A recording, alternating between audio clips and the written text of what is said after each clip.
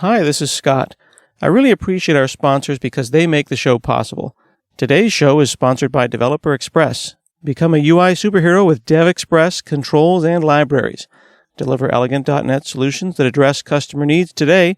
By leveraging your existing knowledge, you can build next-generation touch-enabled solutions for tomorrow.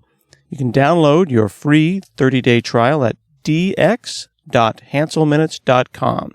That's dx.hanselminutes.com.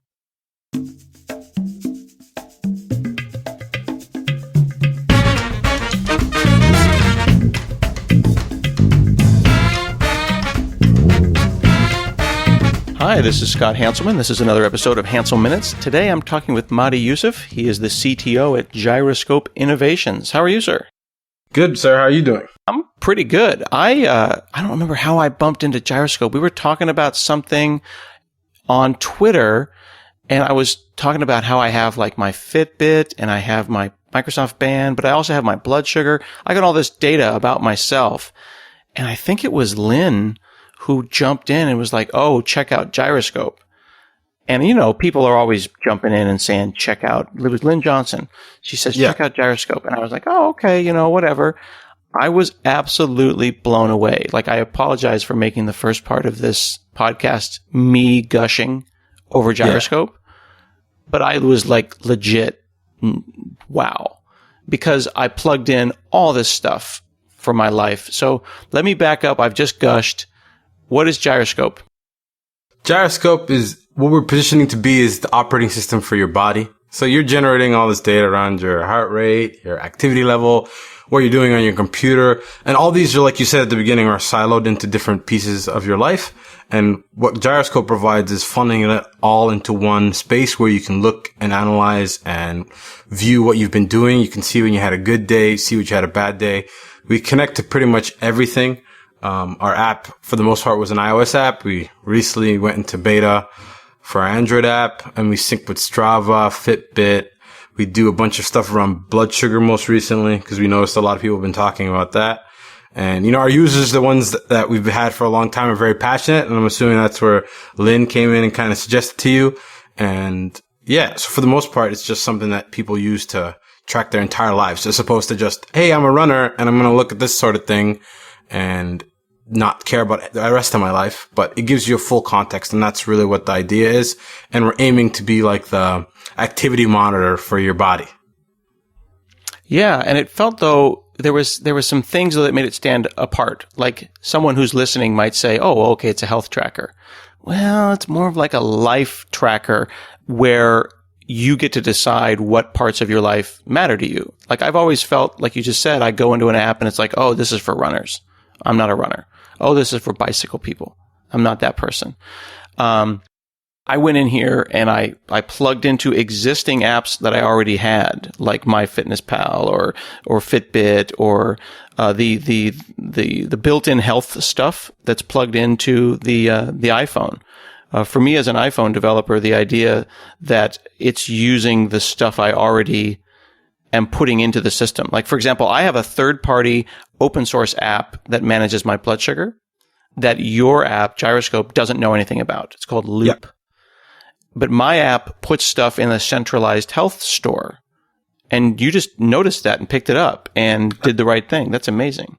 Absolutely. And we kind of do know that it's Loop. We also collect sources for these sorts of things. And so we kind of know where the data is coming from. Because some of the apps, after a while, because a lot of the issues that we're facing on the building Gyroscope end of it is like data consistency. Where's the data coming from? Are these good, reliable sources? So there's a lot of work put towards deduping and making sure things are accurate. And so keeping track of sources is good to know. And I'm sure when whatever the app that you said Loop was using HealthKit. So, and then when it stores it in HealthKit, it gives some information about where it came from. So we pull everything from HealthKit, everything from your blood sugar all the way down to like your heart rate minute to minute. So it gives us a lot of information around people's health and what they're using to actually track this stuff. So if we notice like a lot of people are using Garmin, we can kind of go, okay, here's a priority and something we want to take a look at and kind of gear that towards building stuff for those tools. So I'm looking here in my app right now. I've got it on my iPhone, and I've got Fitbit, and then I've got my Withings scale. So I'm tracking. I'm trying to get lose some weight. I got that plugged in. I got Foursquare, and then also like how I move and where I go. I still use Foursquare. I know a lot of people don't, but there's this great app called Moves that basically just watches you travel and keeps a log. It's kind of a private log. It's not meant for you to, like, for people to spy on you. It's just for you to know where you went and what you did and how long you spent there. All of that gets plugged into this. And then there's like a dashboard for all these different aspects of your life.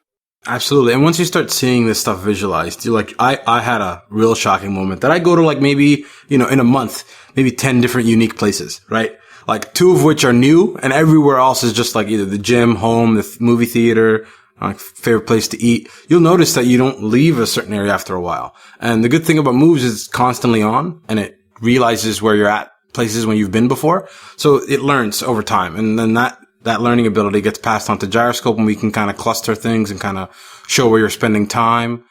Some people even have a thing that's automatic. Have you heard about that company that has like a little thing that you plug into your car? Yeah. It's an ODB tube connector for older cars and it tells you how your car's doing and where it went. Yeah. So through rescue time, some people sync that in, right? So you can calculate how much time you're in the car, like commuting. So, some people realize, oh crap, I'm in the car 40 hours a month, which is something that, people don't realize minute to minute when you're stuck in traffic.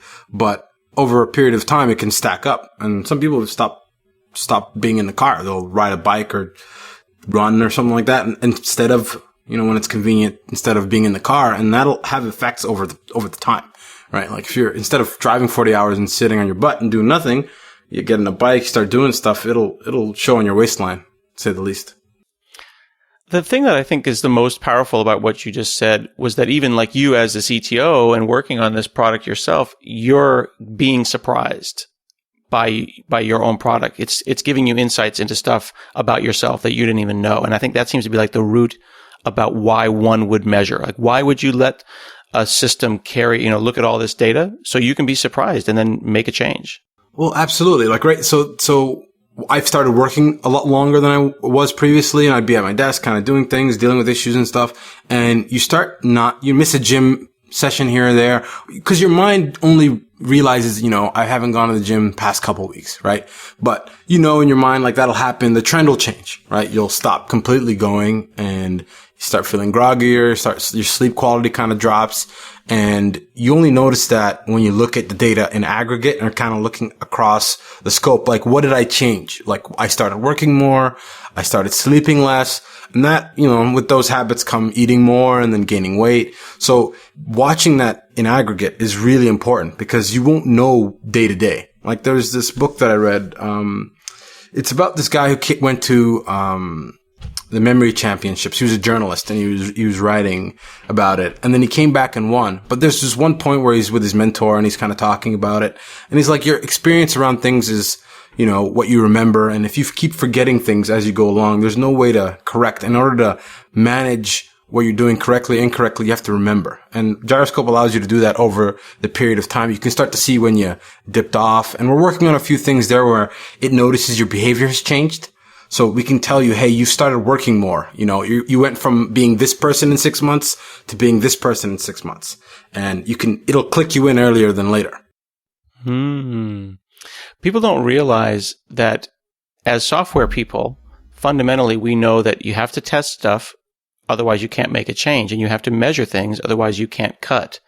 This is a fundamental thing about engineering, about software, about woodworking, right? Measure Absolutely. Twice, cut once. This feels like this is a measure tool that is going to allow us to make changes in all aspects of our life. Yeah, and it's with context, right? You can look at, like, when you go to the doctor. Yeah, with context. When you go to the doctor, for example, they kind of measure a few things where they think the problem is, and they kind of hope they can find it. If they see something there, they'll wait a couple months, do some more tests, and kind of see. But they're looking to get a trend from a few samples over time, right? Mm-hmm. When something's really out of whack, those things tend to show up. But if you don't have a baseline, naturally you don't have a baseline for yourself.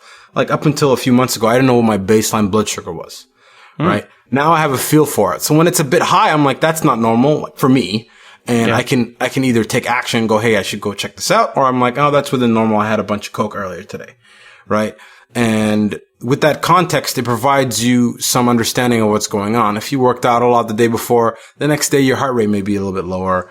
Or there's various things that we're looking at that we're starting to see correlations between, and it's important to kind of surface those just so you know as yourself what is going on with your body. And you may not prescribe to the norm. Like they suggest, normal heart rates between here and here, certain blood pressures between here and here, but you may be a little bit different, right? And then when you go to the doctor, they're just, there's a problem. They're trying to fix it. They're like a mechanic. They're not really trying to understand your whole system and fine tune it like you do a machine or a server or something like that.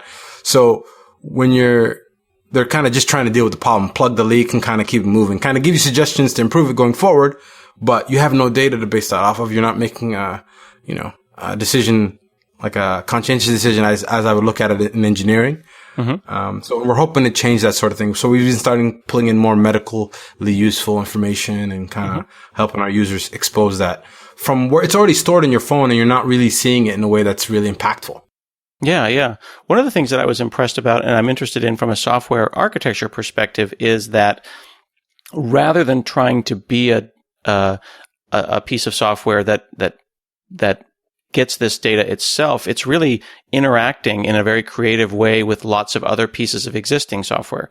Like this is an integration hub. You plug into Moves, you plug into Rescue Time, which people use to track their computer time. You plug into Runkeeper and all of these kinds of things. That seems like a new perspective on how to design software. You're really a tool that gets along well with other pieces of software as opposed to trying to do all that work yourself. Absolutely. So the team's fairly small. So that was one of the ways we kind of helped us get out the door and kind of pull in that information. Now we're starting to be a generator of this information. So we have a few ways of people entering things where there are not that many tools or the tools are very expensive. So things like ketones and blood sugar and stuff like that, you can manually enter into the app, but we do leverage all the tools that people have. So if people have bought a Fitbit already, or if people already have an Apple Watch or Samsung's offering, we try to pull in that data and try to leverage it for the user, right? Like if you're already generating this stuff, we want to go get it from where it is. We don't want you starting from day one where you got nothing and you got to start setting it up or spend a bunch of money to get on. Right, we're trying to use the stuff that already exists and provide that insight to you because you're already outputting that stuff and you're giving it to another company to kind of, use for yourself, but they're also using it too. So we kind of go, okay, you can take this information and benefit from it through the context. Like when you go for a walk, one app maybe just be a pedometer and it's not really tracking where you are, and Moves knows where you are, but it's not really a pedometer. It kind of is, but not a very good one. So when you combine those two things, it becomes more useful. Hey, I walked a bunch because I was walking to the store, and like those, you can see all those contexts can multiply to provide all types of insights around what you're doing. And generally, we want to integrate with most things to pull your information in, and then we store it because a lot of these services come and go. And sometimes, up until recently, iOS didn't really offer a way to sync your data between devices. We store the data and you can move between your phones and still have it on there. They've recently implemented that thing, but it's also a way to store your data too long term. One of a great example of presenting data contextually in a smart way is your beta feature called Mind Map. And I think it's so clever because you can't get in my brain. You can't decide what I'm doing, but if I'm working, if I'm at my computer, you can use Rescue Time to tell me that. Rescue Time is an app that will tell you what app is in the foreground. So if you're running, a terminal, you're probably being productive. And if you're on Reddit, you're probably not productive, right? And then you can tell whether I'm playing music or not. So then all of those things can theoretically give you a context about what's going on in my mind, right? And if I have a Fitbit or an Apple Watch, you can tell if I'm asleep. That's an amazing roll-up of data that I didn't even imagine was possible. Well, yeah, so that's one of our main views, and that's one of the really cool things when you first start using it. You can see when you slept, and then the second you started working, and the second you were at the gym working out in one whole view, right? And at a glance, you can tell if you had people have an ideal of a day. They wake up, they're productive at work, they go and, eat well throughout the day, maybe have a workout, and then come back home, relax, and then go to sleep. In my mind, that's a well-balanced day. And you can look at that just at a glance from taking a look at these things. And the cross-section of all these data points, like our sleep AI is based off the cross-section of these things, right? Mm-hmm. Some people may not have a tool that generates sleep or records your sleep. There are many apps that are out there, but your activity is the true, sense of like the truth. Like, when did I actually lay down? When did I stop? When did I get off the computer? When did I go into bed? And our sleep AI meshes a few of these stuff plus a few other things internally to figure out when you're asleep. And it's fairly accurate. We recently released that, and it can pinpoint when you went to bed. Mm-hmm. How does it, like, how do you know that? Like, I'm not at my computer, I'm in bed. Why? Everything stopped moving? Well, if you have a band on, so the requirement for that thing is having rescue time and a band on. And with those two things combined, if you're not, moving around, you're probably laying down. We have some accelerometer data that we're trying to pull in recently to make sure that people are laying flat. That combined with a bit of activity tracking from when you've recently, so you can correct the sleep AI and it'll start to figure out when you naturally go to sleep. Oh, wow. And which band is this? Which health band is this? Any health band? Any health band. Any health band that generates a reliable step count, and if you have rescue time connected, those two combined will give a pretty strong correlation of when you went to sleep. Granted, like things like laying down during the day or taking your watch off do break it, so we do debounce those bad values. But for the most part, if you have those two things on, for the most part, it'll work fairly well. That's amazing. One of the things that's also very striking about your stuff is that there's all the tech behind it, which is amazing, but it's the design of it, the visual design. Again, I apologize, I'm gushing, but it's so darn pretty. Is this you? Did you have a particular person who designed this look and feel? Did you just get lucky with a great designer? Because it's extremely striking in its visual design. So the CEO, Anand, is responsible for a lot of that. And, from the day one, we kind of made the focus of like, this needs to be consumable in the sense that you're not looking at boring graphs. You're not looking at things that aren't as engaging. So when something is striking to you, you'll give it another look. You'll kind of look deeper, kind of look to see correlations between things. And we think that's, tremendously important, especially when you're dealing with data that can be kind of, not so engaging when you're looking at, a simple step graph can't be too striking, but we always try to have two levels of information when it comes to it. So we can see minute to minute how often you were walking, but you can also then see clusters around that. You can also see it when you were doing something else, how that affected your step graph, or when it's affected your heart rate. Another really cool one is when you're working out and you start a workout, you'll immediately see your heart rate spike up. Right. And that means you're doing something different than you were when you're sitting down or watching a television show. And you'll see, why did that happen? And then you look at another graph and you're like, because I was running or I was playing some kind of sport. So to provide that context, it requires a bit of good design and making it a priority, right? We could just lay all the data out and kind of like let you draw the conclusions, but we hope to provide a clean and beautiful interface in which you can enjoy it and share. Like one of the huge parts of Gyroscope is the cards that we generate, which are little small infographics for your day, right? And people kind of share those online, and then that's what kind of lets us grow and kind of gain more users and stuff. Cause they're like, that's cool. It has my run, the distance I ran, kind of a little graph of where I run around. And we provide a way to like, make it unique to yourself, take a picture of where you ran, or, I've completed this marathon, and kind of shows you the distance, your pace, your elevation.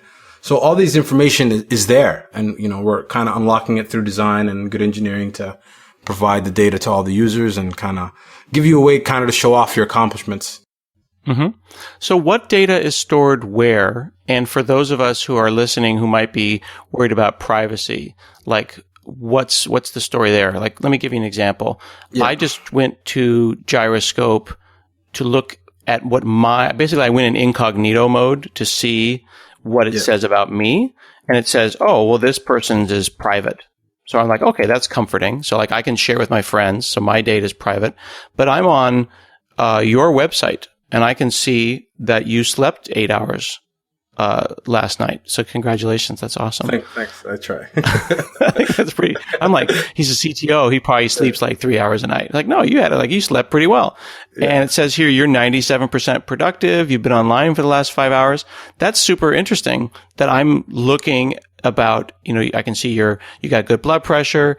Like, how do you feel about sharing that information, and how should people who are listening feel about sharing or not sharing their information? Okay, so there's two things here. So as a person who's part of the company and kind of wanting people to kind of share some more of this stuff and kind of being open about it, me and Anand both share all our stuff. All our pages are wide open, so you can look at everything. You can see how much I weighed, the last time I weighed in, all kinds of stuff. You can see how much weight I've gained in the past few weeks. Like, you can look at everything. Like, I'm kind of an open book when it comes to stuff like that. It's being tracked somewhere else, so I have no illusions of, total privacy. There's obviously there's some, modicum of privacy that I do expect as a user who's giving this data away. In terms of our users, we're very diligent about that, not letting people, let them be in as much control as they want. You could completely lock everything down. So the card aspect that I mentioned earlier, you can kind of use it both publicly or just as a way to look at your own data. And then you can choose to save the card and share it with other people, or you can just keep it for yourself and it won't be posted anywhere, and it's completely private. So the data is all stored in our database. So once you sign up on the app, you connect things, we kind of keep track of it for you. So over a period of time, we go get your heart rates, we go get your activity, your workouts, your productivity. We pull all that in, your blood pressure, your blood sugar, your ketones. We pull it all in and we store it for you and we keep it. So when a user decides to leave the account, we blow it all away. We also give you granular and wide privacy. So wide being you can completely lock down your account. Nobody can see anything. You can also do it so that only your friends can see it. You can do it so that you can turn off certain trends. So like, let's say somebody's sensitive about their age or weight or where they've been. You can, what's the word there? Granularly turn each of those off. It's funny that you point that out, because I'm pretty chill about like my blood sugar, my weight, whatever. I'll share that. But the thing that I noticed was that it told me my age, like down to the second.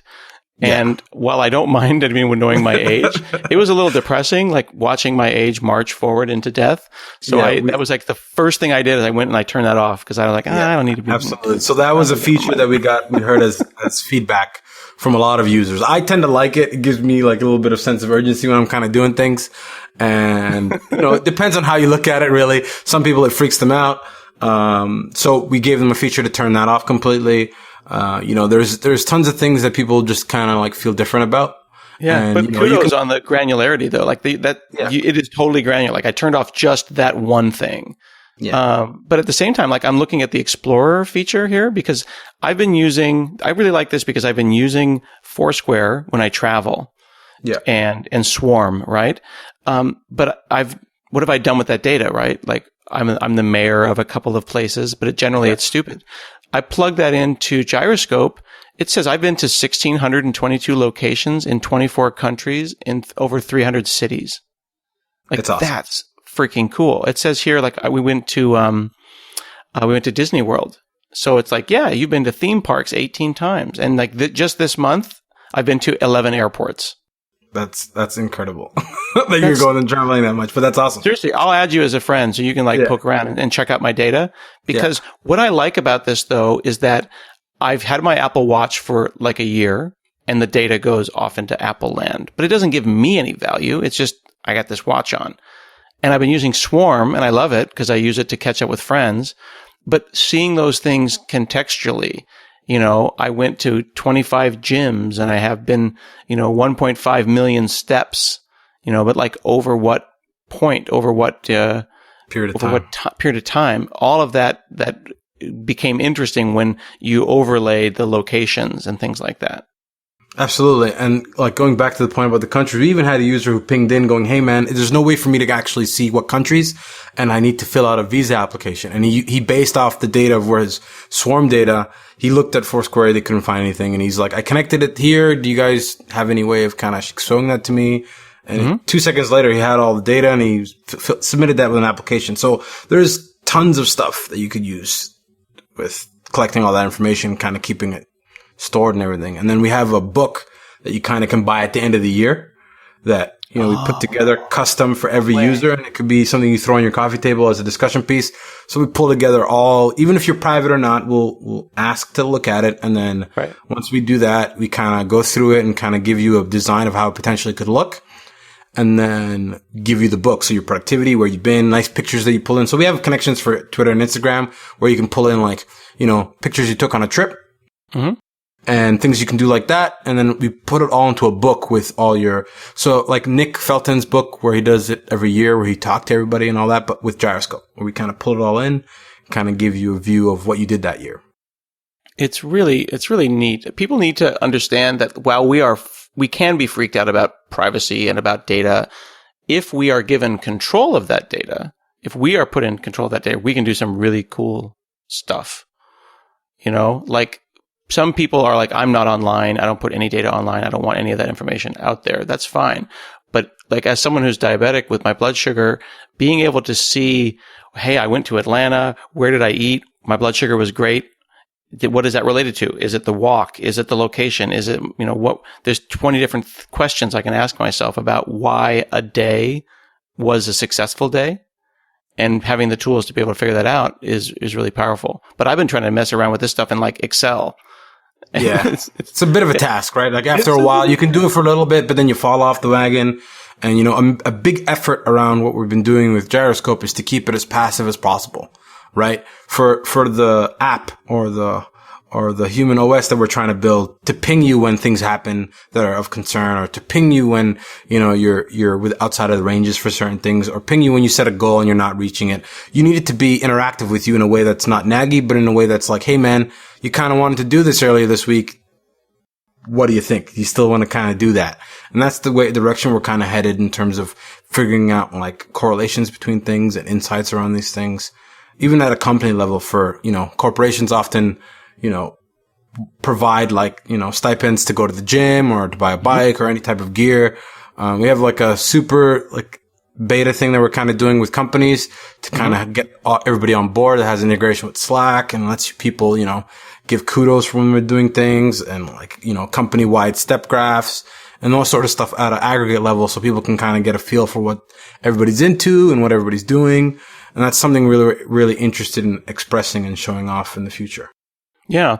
You said that you had noticed that people were getting interested in blood sugar. And I know that that's pretty niche, but it is a thing that I produce more blood sugar data than anyone, right? Like you said that you were checking your blood sugar. I assume you do it like once or twice a day and then you put it into the app manually. While I'm making it every 5 minutes because I have an implanted sensor. Yeah. And I noticed that had caused some problems because when I tried to visit one of your cards, it was generating slowly. So then I pinged you on Twitter and you had like fixed that within like a day. Yeah. How does that change your architecture? Like some people might be producing massive amounts of data and Absolutely. Other people might throw in their blood pressure data once or twice a month. So granted. So that problem tends to happen from time to time. Blood sugar is one of our new integrations. And when we were building it, we're like, this is kind of cool. So right now I have like a one drop. It's just a simple finger prick and it automatically writes it to HealthKit. And then our app pulls it up and pulls it into our site and it's there. So no big deal, right? For somebody like you who's got like an implant in their arm and you're generating, over the day, you're generating 5 minutes, probably in the thousands of data points. Definitely. So that over time you build up a lot more, right? So in a day, 1,000 in a year, you're doing around 300,000, which is something we were prepared for with heart rates because we knew that was going to be the case. People are wearing watches, generating minutely data every few minutes. So we were aware of that when we were kind of doing that thing. When we launched it, we noticed a few people that had like literally within a minute of releasing it had already 500,000 records in our system. We're processing a day. Yeah. In a day, we're processing, over 2 million data points coming in through the system, be it running or heart rate or whatever it may be, step graphs. So that was one of the ones we kind of found out over time. We realized, hey, there's a lot of people with a lot of blood sugar data. So let's make this so that it pulls in. And then obviously we had to, we're still working on it, but we're reworking the way the graphs work for those sorts of things with people like yourself who have a lot of blood sugar measurements. So we want to give a card that's useful for that versus, the single data point after lunch. I just kind of ate. What's it at? So architecturally wise, it was just a small change there, but like we generally have support for things like that. It was just us being not aware of how many people are kind of collecting that much data. But it sounds like the underlying background system supports that idea of, occasionally added data like blood pressure and constantly added data like heart rate or in my case, blood sugar. And then it sounds like you're thinking about that. And then I went and I just to make sure people know, like,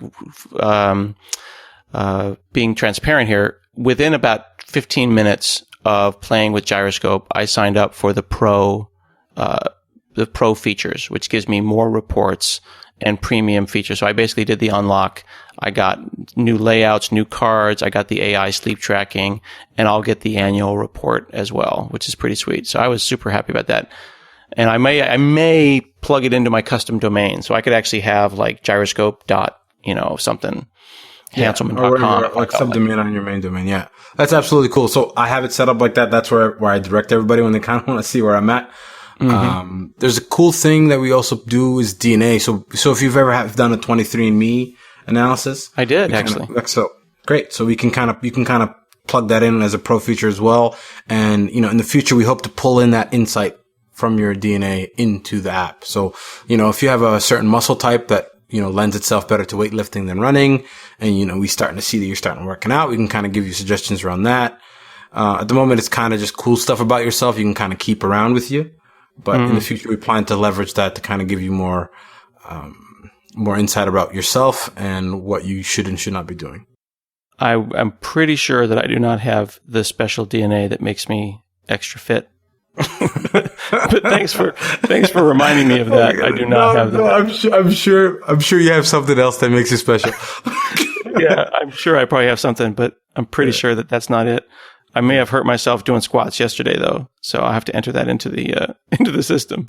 Yeah, there's injury tracking too. Like, we're starting to expand our insights around these things, and kind of, because in order to provide you some insight around the stuff, we kind of have to kind of collect the information, and we take it very seriously. We know that, that information, not everybody feels comfortable sharing it with everyone. And, we go to some lengths to provide you most of the control and as much as we can. And we do take a lot of conscientious effort around keeping that secure as possible and not letting anybody access it. Yeah, I've been totally impressed with it. Everything is using OAuth or the different thing. I'm not putting my password into your thing. Each one of these is a connected app. So I gave you explicit access to my health kit or to my moves data or to my scale, and I can turn any of that off whenever I feel like it. So I'm definitely digging it. And you said, to be clear, your like how y'all are going to make money as a startup is through pro and through, I assume, insurance companies and companies and stuff, not through selling my stuff. Yeah, we're still looking into various ways, but the main way we make money right now is through pro subscriptions. Like, there is no goal to turn your information over to the man. Like, we want to build a product that provides value to people and provides, improvements over their health. We have tons of blog posts around, people that have had a heart attack and came back around and used Gyroscope to kind of get them more motivated to doing runs. And you can find all that stuff on our blog, but our goal is not to sell your data. Like, there are companies that end up doing that sort of thing, and that's not where we're headed. And we want to kind of provide value directly to you through the use of the app and through our pro features, and provide as much insight. And that's where we're headed next. We've kind of gone through the phase of, data aggregation, getting all the data, and now all your stuff's kind of in our system. The next set of steps is trying to give you, insights that you may not be able to see, right? Like year over year improvement. Like, when you finish a run, is that one of your best runs? When you consistently worked out more than you ever worked out, kind of insights around your behavior. So let's say, you kind of break your leg, you're walking a lot less. We can kind of let you know that, this has affected you in that way. You may know, but in cases where there are things that you may not realize that are happening, your blood sugar is kind of spiking, you're eating more. These habits that you generate on a day-to-day basis, but have serious impacts over the long term. We're trying to provide more insight around that. We recently hired a new head of data science who's going to be focusing on that in the next 6 months. And I'm really excited about the future, because if you can get together all the information that you're putting out there, right, with context, there's a lot of insights that you can unlock, right? Am I sleeping better? Is my workouts overall, am I getting more fit? Is my heart rate decreasing over time as I'm working out? Are there ways that I can improve how I'm working out? There's all this information is there, and there's a lot of companies that are doing a lot of this biohacking and kind of doing a lot of stuff where they take supplements and doing all that sort of stuff, and actually measuring how those things affect you, right? Is the difference measurable? Is it actually worth it? And, we plan to be the operating system around that, and kind of, you can at a glance get a look at what's going on with your body and how you're feeling, and unlocking that potential for the human. Very cool. Well, I really appreciate you taking the time to chat with me today. Thank you so much, Scott. This has been another episode of Hansel Minutes, and we'll see you again next week.